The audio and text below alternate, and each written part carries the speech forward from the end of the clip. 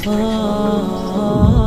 मैं आपको बताऊंगी इब्राहिम अलैहिस्सलाम का वाक़या, स्टोरी ऑफ प्रॉफिट। इसके आप इस वाक़े को सुनेंगे तो आपके दिल में एक नई उम्मीद जागेगी और आपका ईमान ताज़ा होगा। तो चलिए शुरू करते हैं। अल्लाह का नाम लेके, अल्लाहु अकबर। अस्सलामु अलैकुम, मेरा नाम डोली खान है। इब्राहिम अलैहिस्सलाम बाप बूतों को तराश कर बेचे थे और खुद भी बूतों की इबादत करते थे। इब्राहिम अलैहिस्सलाम ने अपने बाप और अपनी कौम से फरमाया, तुम किसकी इबादत करते हो? वे कहने लगे, बूतों की। इब्राहिम अलैहिस्सलाम ने फरमाया, जब तुम बूतों की पुकारते हो तो क्या वे सुनते भी हैं या वे तुम्हें कोई नफ़ा और नुकसान भी पहुंचा सकते हैं? तो लोगों ने कहा, ये हम कुछ नहीं जानते, हमने तो अपने बाप दादाओं को इसी तरह करते पाया। अल्लाह ने इब्राहिम अलैहिस्सलाम को कम उम्र में ही हिदायत दे दी थी, इसलिए इब्राहिम अलैहिस्सलाम ने कभी एक लम्हे के लिए भी बुतों की इबादत ना की थी। इब्राहिम अलैहिस्सलाम ने अपने बाप को समझाने की बहुत कोशिश करी और फरमाया, अब्बा मुझे ऐसा इल्म मिला है जो आपको नहीं मिला, इसलिए मेरे साथ हो जाएं, मैं आपको सीधा रास्ता दिखाऊंगा। अब्बा शैतान की इबादत ना कीजिए, बेशक शैतान अल्लाह का नाफरमान है। अब्बा मुझे डर लगता है कि आपको अल्लाह का अजाब ना पकड़े, कि आप शैतान के साथी ना हो जाएं। उनके बाप ने जवाब दिया, ए इब्राहिम, क्या तू मेरे माबूद से फिरा हुआ है? अगर तू बाज ना आया तो मैं तुझे संसार कर दूंगा। तू मुझसे दूर चला जा और कभी नज़र ना आए। इब्राहिम अलैहिस्सलाम ने अपने बाप से फरमाया, आप पर सलामती हो, मैं अपने रब से आपके लिए बख्श तलब करता रहूँगा। वालिद के सख्त जवाब के बाद इब्राहिम अलैहिस्सलाम ने उनसे अली इख्तियार कर ली। इब्राहिम अलैहिस्सलाम बुत परस्ती से सख्त चिढ़ते थे। ईद के दिन उनकी कौम के लोग खाना पकाकर मामूद के सामने रख देते, फिर शहर के बाहर एक मैदान में जमा होते, वहाँ खेलते कूदते और खुशियाँ मनाते। शाम को घरों की तरफ आते, सुबह बूतों के पास जो खाना रख गए थे उसको उठाते और तब रुख समझकर खा जाते। इस दफ़ा जब ईद का दिन आया तो सब तैयार हो गए, पर इब्राहिम अलैहिस्सलाम तैयार नहीं हुए। वे लोग जानने से पहले इब्राहिम अलैहिस्सलाम के पास आए और पूछा, क्या आप हमारे साथ नहीं जाएंगे? इब्राहिम अलैहिस्सलाम ने आसमान की तरफ निगाह की और फरमाया, मैं बीमार हूँ। वे लोग इब्राहिम अलैहिस्सलाम को छोड़कर चले गए। इब्राहिम अलैहिस्सलाम उन बूतों के पास गए, देखा कि उनके सामने खाना पड़ा है और उन बूतों ने उस खाने को छुआ तक नहीं था। इब्राहिम अलैहिस्सलाम ने उन्हें मुखातिब करके कहा, ये इतने तना खाना तुम्हारे सामने पड़ा है, तुम इसको खाते क्यों नहीं? तुम्हें क्या हो गया है कि बात तक नहीं करते? पूरी ताकत से कुल्हाड़ी लेकिन बड़े बूत को छोड़ दिया, तमाम छोटे बूतों को तोड़कर कुल्हाड़ी बूतों के कंधे पर रख दिया। लोग जब वापस लौटे तो हैरान रह गए कि ये कैसे हो गया। कौम के लोगों ने मशवरा किया कि सबको जमा करो और इब्राहिम को बुलाओ और उससे सज़ा दो।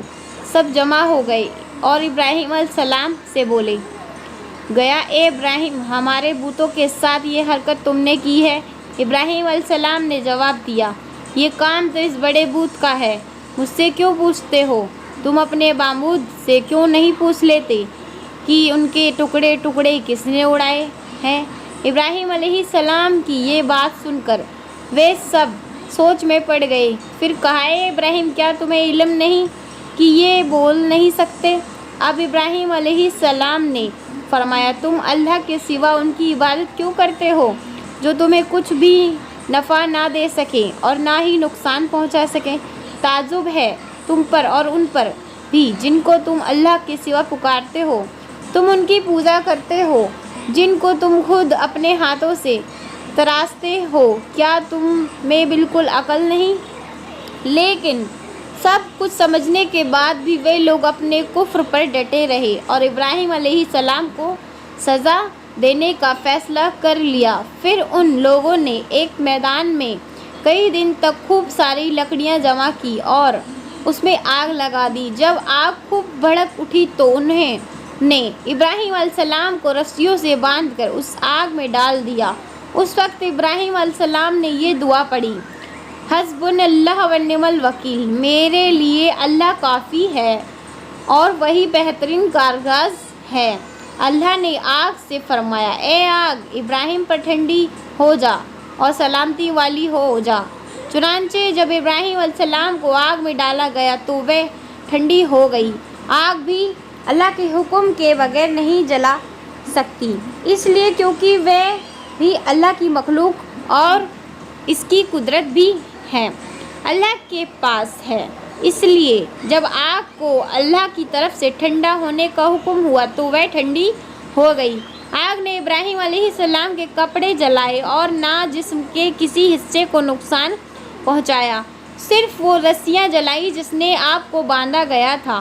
लोग आग के आसपास इब्राहिम अलैहिस्सलाम को जलता हुआ देखने के लिए खड़े थे, लेकिन वे ये देखकर हैरान रह गए कि इब्राहिम अलैहिस्सलाम बड़े नाज से आग के दरमियान बैठे हैं। लोग इस मौजज़ा को देखकर हैरतज़दा थे। फिर इब्राहिम अलैहिस्सलाम आग से निकले। इतना बड़ा मौजज़ा देखने के बाद भी लूत अलैहिस्सलाम के सिवा कोई ईमान नहीं लाया। पूरे काबिल शहर में लोग कुफ्र ही पर डटे रहे। इब्राहिम अलैहिस्सलाम उनका ये रवैया देखकर नाउमीद कर ये कौन सा मज़ देखना चाहते हैं। उस वक्त काबिल पर मनामुर नामी बादशाह की हुकूमत थी।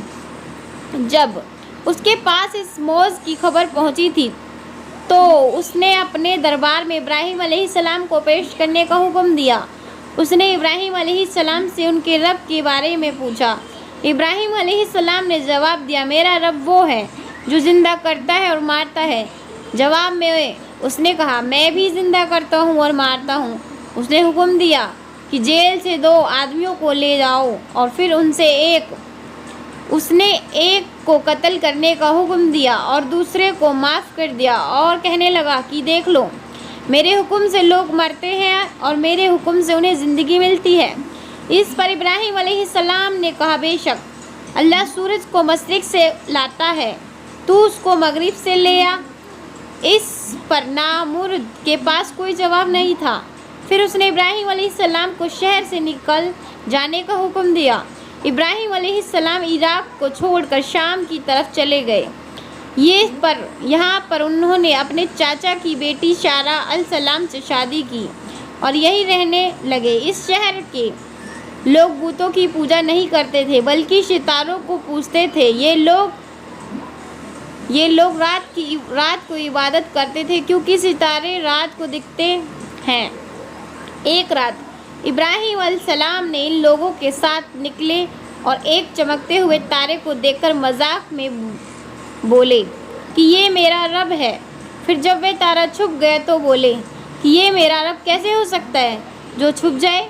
अगली रात उन्होंने चाँद को देखकर बोला, ये मेरा रब है। फिर जब दिन हुआ और चाँद छुप गया तो बोले, ये रब कैसा हो सकता है। अगर दिन के वक्त किसी को अपने रब की हाजत होगी तो वह क्या करेगा। इन बातों से इब्राहिम अलैहिस्सलाम उन लोगों को गौर और फिक्र की दावत दे रहे थे ताकि वे लोग गौर करें। फिर जब दिन हुआ और सूरज निकला तो कहने लगे, ये मेरा रब है, ये तो सबसे बड़ा है। लेकिन जब वो भी गुरूब हो गया तो कहने लगे, ये भी रब कहलाने के लायक नहीं, ये सब मखलूक हैं और इनका खालिक कोई और है। मैं तो उसकी इबादत करता हूँ जिसने आसमान और ज़मीन को पैदा किया। उन लोगों ने फिर कुफ्र भी किया और कई भी ईमान नहीं लाया। चुनांचे इब्राहिम अलैहिस्सलाम ने फिर हजरत करने का फ़ैसला किया और मिस्र जा पहुँचे। मिस्र के बादशाह को खबर मिली कि एक शख्स हिजरत करके आया है और उसके साथ एक औरत है जो बहुत हसीन और जमील है। उस बादशाह ने अपने लोगों को भेजा, इस औरत को मेरे पास ले आओ और पता करना कि उसके साथ जो आदमी है वह कौन है। अगर वह उसका शोहर हो तो उसे कत्ल कर देना। इधर बादशाह ने अपने लोगों को भेजा, इधर अल्लाह ने इब्राहिम अलैहिस्सलाम को वही भेज दी। इब्राहिम अलैहिस्सलाम ने सारा अलैहिस्सलाम से कहा, अगर वह तुमसे मेरे बारे में पूछे तो कह देना मेरी बहन हो। फिर उन्होंने समझाया कि इस रूह زمین پر میرے اور تمہارے سوا کوئی ایمان والا نہیں، اس لحاظ سے تم میری دینی بہن ہو۔ اس ظالم بادشاہ نے سارہ علیہ السلام کو اپنے محل میں بلا لیا۔ جب اس نے سارہ علیہ السلام کے ساتھ بدکشی کرنے کے لیے اپنا ہاتھ بڑھائے تو سارہ علیہ السلام نے اللہ سے دعا کی اور دعا کی برکت سے اس بادشاہ کا ہاتھ جم گیا۔ وہ بری طرح چیخنے لگا اور اس کے سارے ملازم آ گئے۔ یہ دیکھ کر سارہ علیہ السلام ڈر گئی اور سوچا کہ اگر یہ مر گیا تو لوگ یہ سوچیں گے کہ میں نے اس کا قتل کیا ہے۔ پھر انہوں نے اسے نجات دینے کے لیے اللہ سے دعا کی اور اس بادشاہ کا ہاتھ ٹھیک ہو گیا، پر اس نے پھر سے وہی حرکت کی، اس کا ہاتھ پھر جم گیا۔ ایسا 3 مرتبہ ہوا اور آخری بار ان نے سارہ علیہ السلام سے وعدہ کیا کہ اب کی بار اگر تم مجھے اس مصیبت سے نجات دلائے گی تو میں چھوڑ دوں گا۔ پھر سارہ علیہ السلام نے اللہ سے دعا کی اور وہ ٹھیک ہو گیا۔ پھر اس نے سارہ علیہ السلام کو عزت سے رہا کر دیا اور ان کی خدمت کے لیے اپنی بیٹی ہاجرہ کو ان کے ساتھ کر دیا۔ سارہ علیہ السلام جب واپس آئیں تو ابراہیم علیہ السلام نے فرمایا کہ اب ہم یہاں نہیں رہیں گے بلکہ واپس چلے جائیں گے۔ پھر وہ لوگ واپس فلسطین چلے گئے۔ ابراہیم علیہ السلام کی عمر 86 سال کی ہو گئی پر ان کی اولاد نہ تھی، تو سارہ علیہ السلام نے سوچا میں بانجھ ہوں اور ابراہیم علیہ السلام کو اولاد کی تمنا ہے تو کیوں نہ میں ہاجرہ علیہ السلام کا نکاح ابراہیم علیہ السلام سے کرا دوں۔ پھر ابراہیم علیہ السلام اور ہاجرہ علیہ السلام کا نکاح ہو گیا۔ اللہ نے ابراہیم علیہ السلام کی اولاد کی دعا قبول کری اور بیٹے اسماعیل کو علیہ السلام سے نوازا۔ پھر اللہ کا حکم ہوا کہ اپنی بیوی ہاجرہ علیہ السلام کو اپنے بیٹے اسماعیل علیہ السلام کو لے کر مکہ روانہ ہو۔ اس وقت مکہ ایک بالکل بنجر جگہ تھی۔ یہاں پر ابراہیم علیہ السلام اپنی بیوی کو بچے کو چھوڑ کر جانے لگے تو ہاجرہ علیہ السلام کو بہت حیرانی ہوئی اور وہ اپنے شوہر سے پوچھنے لگی، اے ابراہیم، ہمیں کہاں چھوڑے جا رہے ہو؟ یہاں نہ پانی ہے نہ خوراک، کوئی انسان۔ ابراہیم علیہ السلام نے کوئی جواب نہیں دیا اور چلتے رہے۔ ہاجرہ علیہ السلام ان کے پیچھے چلتی رہیں اور سوال کرتی رہیں کہ ہمیں کس کے حوالے کر کے جا رہے ہو؟ یہاں تو بالکل بے آباد جگہ ہے۔ ابراہیم علیہ السلام نے پھر بھی کوئی جواب نہیں دیا۔ آخر ہاجرہ علیہ السلام نے ان سے پوچھا، کیا آپ کو اللہ نے اس کام کا حکم دیا ہے؟ تو ابراہیم علیہ السلام نے فرمایا ہاں۔ تب سیدہ ہاجرہ مطمئن ہو گئیں اور بولی، اگر یہ بات ہے تو اللہ ہمیں بالکل ضائع نہیں ہونے دے گا۔ خوراک اور پانی چند دن میں ختم ہو گیا، پانی کا ایک بھی قطرہ نہ بچا۔ خوراک نہ ملنے کی وجہ سے ماں کا دودھ بھی خشک ہو گیا۔ اب بچہ بھوک سے بلک لگا۔ ہاجرہ علیہ السلام نے اپنے بچے کو بھوک سے روتا ہوا نہیں دیکھ سکتی تھی، اس لیے انہوں نے بچے کو وہیں چھوڑا اور پاس کی پہاڑی صفا طرف دوڑی کہ شاید کسی طرف پانی یا خوراک نظر آ جائے یا کسی انسان کی جھلک نظر آ جائے۔ جب کچھ نظر نہ آیا تو نشے کی طرف پہنچی، پر جب انہیں بچہ نظر نہ آنا بند ہو گیا تو تیزی سے مروہ کی پہاڑی کی طرف دوڑی، وہاں بھی کچھ نظر نہ آیا۔ خیال آیا کہ پھر سے کوشش کرنی چاہیے۔ اس طرح انہوں نے صفا اور مروہ کے درمیان 7 چکر لگائے۔ اللہ کو ہاجرہ علیہ السلام کی یہ ادا بہت پسند آئی اور اللہ نے ہاجرہ علیہ السلام کی اس سنت کو برقرار رکھنے کے لیے اسے حج کا حصہ بنا دیا۔ یہی وجہ ہے کہ مسلمان حج اور عمرے کے وقت صفا اور مروہ کے درمیان صحیح کرتے ہیں۔ جب وہ آخری مرتبہ مروہ پر پہنچی تب انہوں نے ایک آواز سنائی دی جو اسماعیل علیہ السلام کے قریب سے آ رہی تھی۔ وہ جلدی سے اپنے بچے کے پاس پہنچی تو دیکھا کہ اسماعیل علیہ السلام کے قدموں کے نیچے سے پانی پھوٹ رہا۔ اللہ نے جبرائیل علیہ السلام کو ہاجرہ علیہ السلام کی مدد کے لیے بھیجا تھا۔ انہوں نے زمزم والی جگہ پر اپنا پیر مارا تو اسماعیل علیہ السلام کے قدموں کے پاس سے زمزم کا عظیم چشمہ جاری ہو گیا۔ اللہ نے اپنے ان بندوں کے لیے زمین پھاڑ کر ایک چشمہ نکال دیا۔ یہی آب زمزم کا آغاز تھا۔ حاضرہ علیہ السلام پانی کو حیرانی اور خوشی سے دیکھ رہی تھی۔ جب انہوں نے دیکھا کہ پانی چاروں طرف بہہ رہا تھا تو انہوں نے زمین کو کھودنا شروع کر دیا تاکہ پانی ادھر ادھر نہ بہہ جائے۔ پھر انہوں نے اس گڈھے کے چاروں طرف پتھر رکھ دیے اور بولی، زمزم پانی رک جا۔ نبی صلی اللہ علیہ وسلم کا فرمان ہے، اللہ اسماعیل علیہ السلام کا والدہ پر رحم فرما۔ اگر وہ جلد بازی سے کام نہ لیتی تو زمزم کے بہنے والا چشمہ ہوتا۔ حاضرہ علیہ السلام نے اسماعیل علیہ السلام کو پانی پلایا اور خود بھی پیا۔ بس یہی آب زمزم ان کے کھانے اور پینے کا کام دیتا تھا۔ کچھ ہی دنوں میں ہجرت کرنے والا ایک قبیلہ پانی کی تلاش میں وہاں پہنچا۔ انہوں نے حاضرہ علیہ السلام سے وہاں پہاڑ ڈالنے کی اجازت مانگی۔ علیہ السلام نے فرمایا، ٹھیک ہے، لیکن آپ کو اجرت ادا کرنی ہوگی۔ قبیلے کے لیے یہ سستا سودا تھا۔ انہوں نے فوراً حامی بھر لی۔ اس طرح وہاں رہائش شروع ہو گئی اور اسماعیل علیہ السلام وہاں پرورش پاتے رہے۔ اس قبیلے کا مکہ میں رہائش ابراہیم علیہ السلام کی دعا کا نتیجہ تھی۔ جب ابراہیم علیہ السلام نے اپنے بیوی بچے کو بنجر جگہ پہ چھوڑا تھا تو یہ دعا مانگی تھی، اے ہمارے پروردگار، میں نے اپنی کچھ اولاد اس بے آواز جنگل میں تیرے گھر کے پاس بسائی ہے۔ یہ اس لیے ہے کہ وہ نماز قائم کرے۔ بس تو کچھ لوگوں کو دلوں کو ان کی طرف مائل کر دے اور انہیں پھلوں کی رزقیں عطا فرما تاکہ یہ شکر گزاری کرنے دن گزارے رہیں۔ اور اسماعیل علیہ السلام مکہ میں بڑے ہوتے رہے۔ ابراہیم علیہ السلام ہر سال ایک دو بار اپنے گھرانے کی دیکھ بھال کے لیے چکر لگاتے تھے۔ جب اسماعیل علیہ السلام ہوش سنبھالا تو ایک بار پھر آزمائش کا وقت آ گیا۔ ابراہیم علیہ السلام نے خواب میں دیکھا کہ وہ اسماعیل علیہ السلام کو ذبح کر رہے ہیں۔ ان کی نیند کھل گئی۔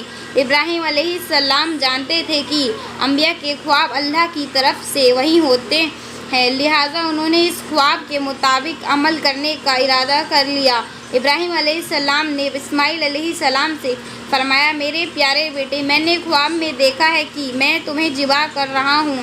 اب تم بتاؤ کہ تمہاری کیا رائے ہے؟ اسماعیل علیہ السلام نے فرمایا، اے ابا جان، آپ کو جو حکم ملا ہے اس کو کر گزریے، انشاءاللہ آپ مجھے صبر کرنے والوں میں پائیں گے۔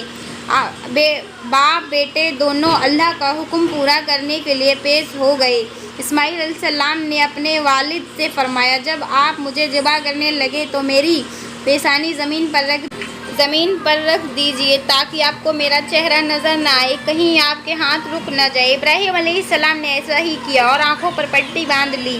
اب انہوں نے چھری پکڑ کر گردن پر چلا دی، لیکن چھری نہ گردن نہ کاٹی۔ ابراہیم علیہ السلام نے زور لگایا تو انہوں نے ایک دھوپ کی آواز آئی۔ ابراہیم علیہ السلام نے حیران ہو کر پٹی کھولی تو دیکھا ایک دمبا کاٹا ہوا ہے اور اسماعیل علیہ السلام دور کھڑے مسکرا رہے ہیں۔ اللہ نے ابراہیم علیہ السلام کو آزمایا اور ابراہیم علیہ السلام اللہ کے حکم پہ اپنے ایک لوٹے بیٹے کو قربان کرنے کے لیے راضی ہو گئے، وہ بیٹا جو انہوں نے 86 سال کی عمر میں پوری زندگی بے اولاد رہنے کے بعد ملا تھا۔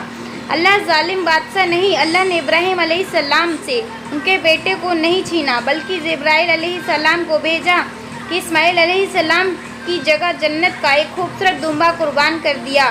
اس کے بعد سے اللہ نے دنیا بھر میں ابراہیم علیہ السلام کی سنت کو زندہ رکھا اور آج بھی دنیا بھر میں مسلمان حج کے موقع پر قربانی کرتے ہیں تاکہ اللہ کی راہ میں ابراہیم علیہ السلام کی یہ طرف قربانی کرنے کا جذبہ پیدا ہو۔ ایک لوتے بیٹے کی قربانی کے لیے تیار ہو جانے کے لیے صلے میں اور سارہ علیہ السلام کی عظمت اور نیکی کے بدلے اللہ نے انہیں ایک اور بیٹے علیہ السلام کی خوشخبری دی۔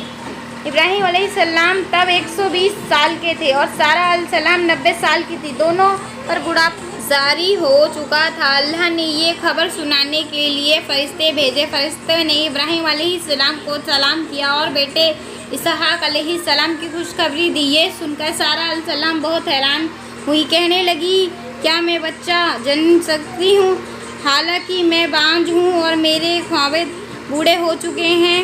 یہ تو حیرت بات ہے کہ اس پر فرشتوں نے کہا اللہ کے فیصلے پر تعجب نہ کیجیے، یہ تو اللہ کی آپ پر رحمت ہے، بے شک وہ قابل تعریف ہے۔ ابراہیم علیہ السلام سے ملنے کا موقع آتا رہتے ہیں۔ ایک مرتبہ انہوں نے فرمایا، اے میرے بیٹے، اللہ تعالیٰ نے مجھے حکم دیا ہے کہ اس مقام پر اللہ کا گھر تعمیر کرنا ہوگا۔ اسماعیل علیہ السلام نے فرمایا، میں حاضر ہوں۔ پھر ابراہیم علیہ السلام اور اسماعیل علیہ السلام نے مل کر کعبہ کی تعمیر کی۔ جب وہ بیت اللہ کی بنیاد کو بلند کر رہے تھے تو دعا مانگ رہے تھے کہ اے میرے رب، ہماری محنتوں کو قبول فرما، تو دعا کو سننے والا ہے، جاننے والا ہے، اور ہمیں اپنا فرمانبردار بنا، ہماری اولاد میں سے ایک فرمانبردار گروہ بنا اور ہمیں عبادت کا طریقہ سکھا اور ہم رضو فرمایا، کیونکہ تو ہی توبہ قبول کرنے والا اور رحم فرمانے والا ہے۔ اے ہمارے رب، ان پر انہی لوگوں میں سے ایک رسول بھیج جو ان پر تیری آیت کی تلاوت کرے اور تیری کتاب اور حکمت سکھائے اور انہیں پاک کرے، یوں ہی تو غالب اور ہمت والا ہے۔ تعمیر کے وقت اللہ نے جنت میں سے ایک پتھر بھیجا تھا جس کا نام حجر اسود تھا۔ یہ پتھر نہایت سفید تھا۔ اب یہ پتھر لوگوں کے گناہوں کی وجہ سے کالا ہو گیا۔ تعمیر کے وقت ابراہیم علیہ السلام کو ایک پتھر پر کھڑے ہوئے، وہ ننگے پیر تھے، اسی وقت پتھر پگھل گیا اور پتھر پر ان کے پیروں کے نشانات آ گئے۔ اسی پتھر کو آج مقام ابراہیم کہا جاتا ہے اور آج بھی لوگ اسے دیکھ سکتے ہیں۔ اس طرح کعبہ کی تعمیر ہوا۔ اللہ نے ابراہیم علیہ السلام کو حکم دیا کہ لوگوں میں حج کا اعلان کرو۔ اس پر ابراہیم علیہ السلام نے فرمایا، اے اللہ، میری آواز بھلا کس تک پہنچے گی؟ اللہ نے جواب دیا، آپ کے ذمے آواز لگانا ہے، پہنچانا ہمارا کام ہے۔ پھر ابراہیم علیہ السلام عرفات پہاڑ پر چڑھے اور آواز لگائی، لوگوں بیت الحرام کا حج کرو۔ اسی بے برکت اللہ نے بیت الحرام کی محبت لوگوں کے دلوں میں ڈال دی، جس کی وجہ سے آج تک ہر کوئی حج اور عمرہ کی خواہش رکھتا ہے اور ہزاروں لوگ ہر سال بیت اللہ کا حج کرنے کے لیے جاتے ہیں۔ ابراہیم علیہ السلام نے 175 سال کی عمر میں وفات پائی۔ ابراہیم علیہ السلام پر بہت آزمائش آئی، پر ہر مسئلے میں ابراہیم علیہ السلام نے اللہ کے وفادار رہے، اس لیے اللہ نے ابراہیم علیہ السلام کو خلیل الرحمن کے لقب سے نوازا، یعنی اللہ کا دوست تو تھا۔ ابراہیم علیہ السلام کا واقعہ، بہترین واقعہ۔ اگر آپ کو ہمارا واقعہ پسند آیا ہو تو پلیز چینل کو سبسکرائب کر لیجیے۔ آپ کو ایسے ہی مزید ویڈیو کے لیے ہمارے یوٹیوب چینل سبسکرائب کرنا بالکل نہ بھولیں، اور مجھے آپ کمنٹ میں بتائیں کہ آپ نیکسٹ کون سی سٹوری سننا چاہتے ہیں۔ چلیے، جب تک کے لیے مجھے اجازت دیجیے، ملتے ہیں آپ کو نیکسٹ ویڈیو میں۔ اللہ حافظ۔